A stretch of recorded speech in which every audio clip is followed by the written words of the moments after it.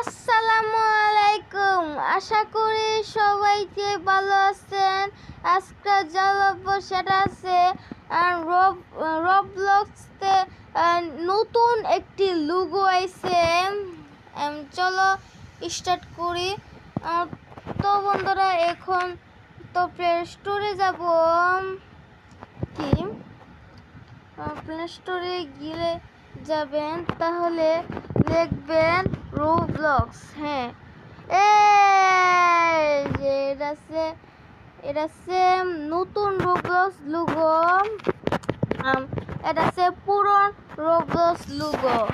এই লোগো তো একই রকম যে তো লোগো হয় তা কিন্তু এটা ব্লু, এটা নীল এবং নীল ও সাদা দিছে রবলক্স যে তো কি